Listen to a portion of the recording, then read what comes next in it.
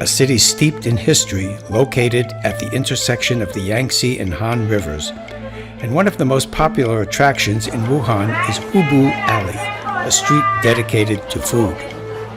Put aside your Western palate and join me as we explore a most exotic, colorful banquet of incredible taste and variety. There are some things to know about Chinese cuisine in general.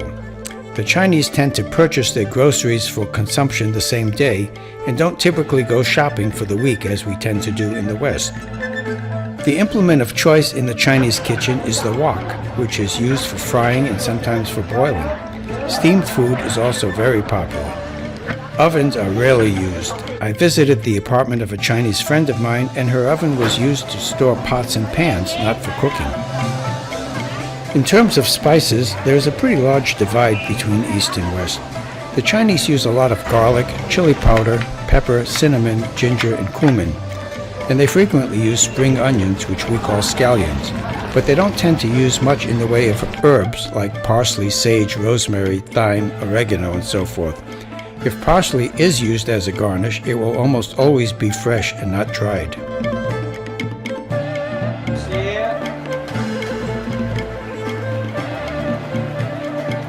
They don't consume nearly as much processed foods, canned and jarred sauces and condiments as we do in the West.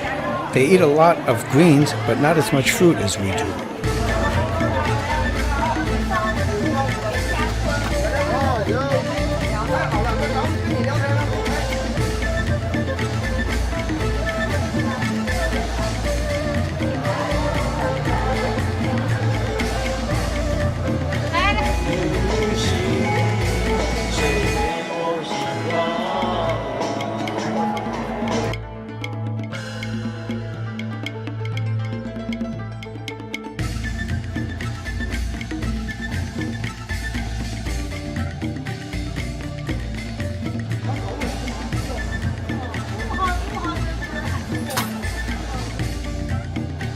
Both China and the West consume fish of many kinds. However, freshwater fish tends to be more common in China than in the West.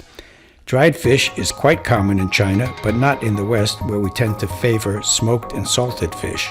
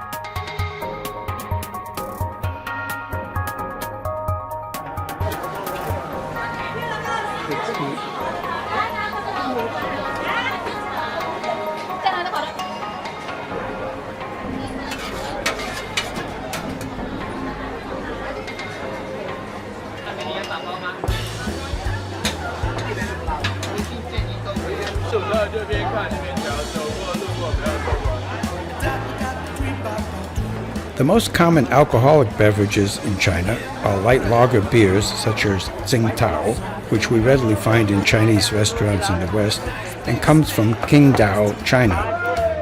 There is also a strong vodka-like brew called baijiu, which is distilled from grains. It is definitely an acquired taste and has been described by some Westerners as sweaty socks, rotten fruit, and much worse.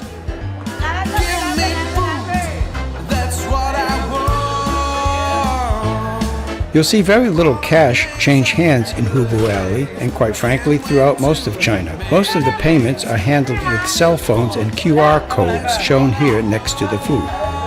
This unusual dish is a whole spiced chicken wrapped in lotus leaves and baked in clay mud. It is sometimes called beggar's chicken because of the legend of its origins. Back in the Qing dynasty, a beggar in Zhejiang province stole a chicken and hid it by burying it in mud. When he retrieved it, he just threw it into the fire to bake it without removing the mud.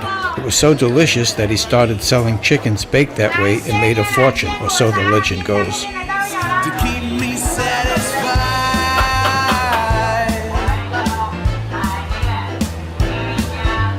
Give me food, that's what I want. Bolognese all through the day. Dairy products are not that popular in China, but soy is extremely popular.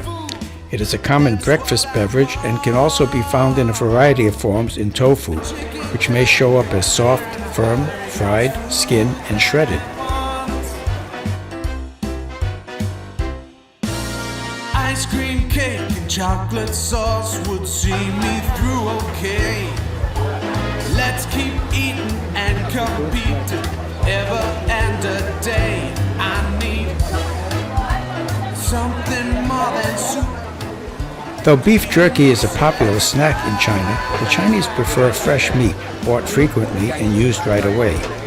In the West, similarly to our preparation of fish, we consume a lot of salted and smoked meats, such as ham, sausage, and deli products.